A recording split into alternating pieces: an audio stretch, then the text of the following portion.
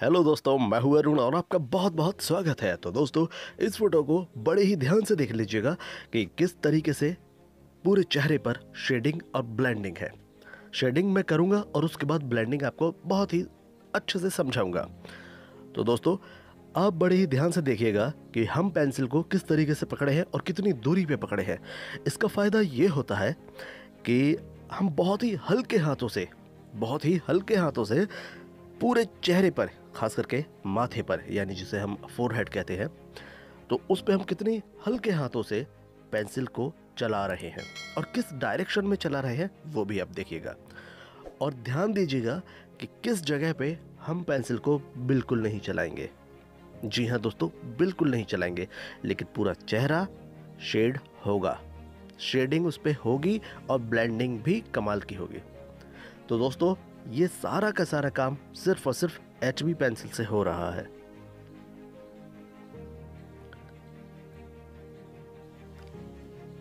अब आप कहेंगे कि कई आर्टिस्ट तो 2 लेयर में करते हैं चेहरे पर शेडिंग।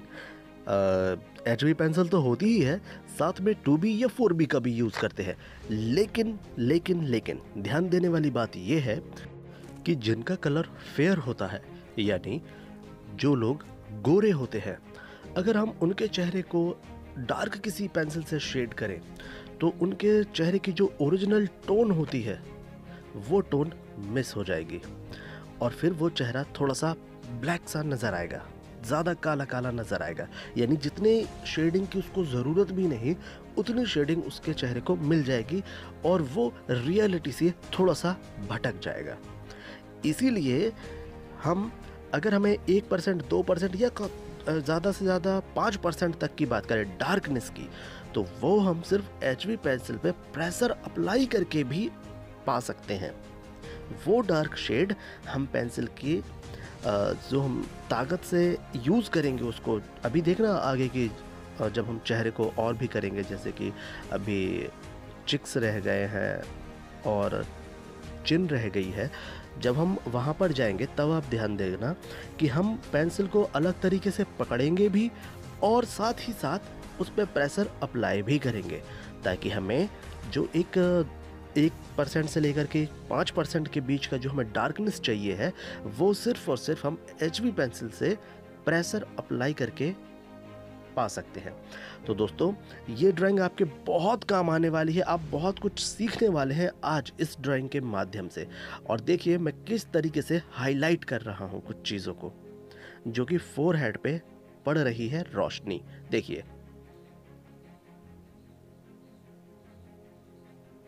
ये एकदम रियल टाइम वीडियो है, इसलिए आप बहुत ही आसानी से बहुत कुछ अच्छा सीखने वाले हैं। अब देखिए, खास करके आप पेंसिल पकड़ने की तरीके को ध्यान से अच्छे से आजमा लेना और खुद अपनी पेंटिंग पे करके देखना। ये होता है तरीका सबसे हल्के हाथों से पेंसिल को होल्ड करने का। ये पूरी की पूरी जो ड्राइंग है एंजेलिना जोली की, ये हम बहुत ही जल्दी कंप्लीट करके और पूरी की पूरी ड्राइंग आपके सामने ज़रूर लाएंगे। लेकिन इनके चेहरे के माध्यम से आप शेडिंग और ब्लेंडिंग करना बहुत अच्छे से सीखेंगे। अब मैं आपको बता दूं, शेडिंग तो हम HB पेंसिल से कर रहे हैं और काफ़ी बातें भी कर ली शेडिंग की, लेकिन अब बात करते हैं ब्लेंडिंग की। तो देखिए, ध्यान दीजिए, ब्लेंडिंग हम किस तरीके से करेंगे। अभी अब आप ध्यान से देखना, जब हम ये लाइन ड्रॉ कर रहे हैं तो हमने थोड़ा सा प्रेशर अप्लाई किया है और एक ही जगह पे हमने 2-3 बार पेंसिल को चलाई है। देखिए, अब हम आँख के पास कर रहे हैं तो हमने पेंसिल को थोड़ा सा दूर होल्ड कर लिया, और जब हम जॉ लाइन ड्रॉ कर रहे थे तब हम पास पकड़े थे थोड़ा सा, ताकि ग्रिप हमें अच्छी मिल सके।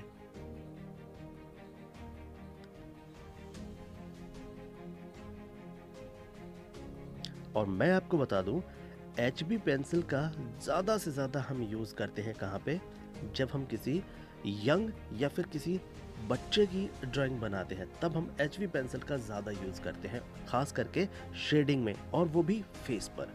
अब देखिए, ब्लेंडिंग के लिए हमने टिश्यू पेपर का यूज़ करना शुरू किया है। अब आप कहेंगे कि ब्लेंडिंग करने के लिए तो बहुत सारे टूल्स होते हैं। जी हाँ, आपका सही सवाल है। आपके मन में बहुत सारे सवाल उठ रहे होंगे वैसे। तो मैं बता दूं, टिश्यू पेपर सबसे अच्छा टूल है ब्लेंडिंग के लिए। लेकिन ध्यान देना, मैं अब जो कहने जा रहा हूँ, टिश्यू पेपर का हम सिर्फ वहाँ पे यूज़ करते हैं जहाँ पे हमें स्किन स्मूथ चाहिए। अब स्मूथ स्किन सिर्फ दो तरीके के पोर्ट्रेट में होती है। पहला, या तो वो पोर्ट्रेट किसी बच्चे का हो क्योंकि उनकी स्किन टाइट होती है, स्मूथ होती है, तो हम वहाँ पे टिश्यू पेपर का यूज़ करेंगे।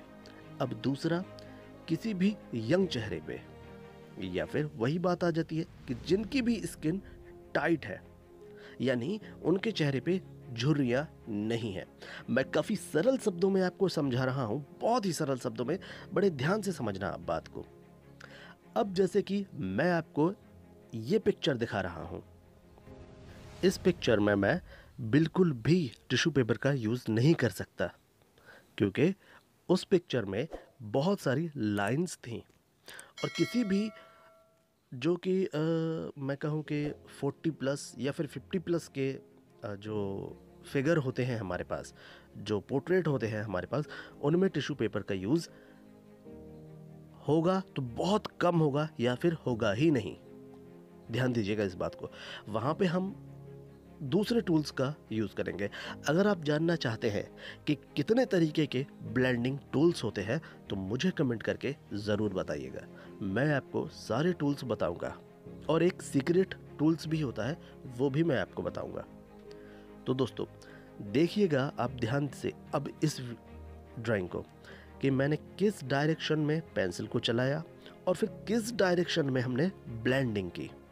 ये बहुत छोटी छोटी सी बातें हैं, लेकिन इन्हीं बातों को ऑब्जर्व करके हम ड्राइंग में जान डालने का काम करते हैं। जी हाँ दोस्तों, यानी जो भी हमारे पोर्ट्रेट होते हैं वो वास्तविक कैसे लगते हैं, तो उनमें बनाने की एक टेक्निक होती है, एक तरीका होता है कि किस तरीके से हम पेंसिल को चलाते हैं और फिर किस तरीके से हम उसको ब्लेंड करते हैं। ये विपरीत दिशाओं में पेंसिल चलाना होता है और विपरीत दिशाओं में ब्लेंडिंग करने का तरीका होता है। ध्यान दीजिएगा, जितने अच्छे तरीके से मैं आपको समझा रहा हूं, उम्मीद करता हूं कि मेरी ये मेहनत व्यर्थ नहीं जाएगी और आप बहुत अच्छे से समझेंगे भी, क्योंकि आपने अगर ये वीडियो ध्यान से देख ली ना तो आपके सारे सवाल वहीं पे समाप्त हो जाएंगे और आपके मन में कोई भी दुविधा नहीं रहेगी शेडिंग ब्लेंडिंग को लेकर। और हाँ, आपको इस ड्राइंग के बाद किसी भी ड्राइंग देखने की, वीडियो देखने की ज़रूरत नहीं। देखिए, मैं रियल टाइम में बोल रहा हूँ तो शब्दों का हेर फेर हो सकता है, थोड़ा बहुत ऊपर नीचे हो सकता है। मैं रीटेक नहीं करूँगा, एक ही फ्लो में बोलूँगा ताकि आपको लगे कि वास्तविक एक गुरु, एक सर आपको सिखा रहे हैं, जैसा अमूमन आम जिंदगी में होता है। अब देखिए, मैंने पेंटिंग ब्रश का यूज़ किया और कितना सा यूज़ किया। अब मैंने टूल्स का यूज़ किया, उसका नाम है पेपर स्टंप। हो सकता है कि ये किसी के पास ना हो तो कोई डरने की बात नहीं। आपके पास जो भी कॉपी का पेज होता है, आप उसको टाइटली रोल करके और उसको टाइटली जगह से कट कर लीजिएगा और उसको शार्प कर लीजिएगा, तो कुछ इस तरीके का पेपर स्टंप बन जाता है। दोस्तों, मैं बिल्कुल आपका ही दोस्त हूँ और हर एक बात, छोटी छोटी सी बातें आपको बहुत अच्छे से समझाऊंगा। अब आप पेंटिंग ब्रश को देखिए, इसका मैं किस तरीके से यूज कर रहा हूं।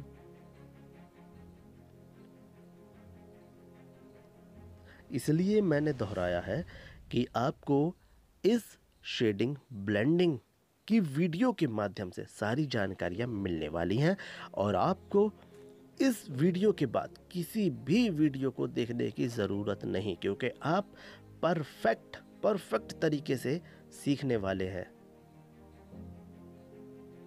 मैं आपको एक और बात बता दूं, जितने कॉन्फिडेंट के साथ हम टिश्यू पेपर को पकड़ के ब्लेंड करते हैं, उतने कॉन्फिडेंट के साथ हम किसी भी टूल्स को लेके नहीं कर सकते।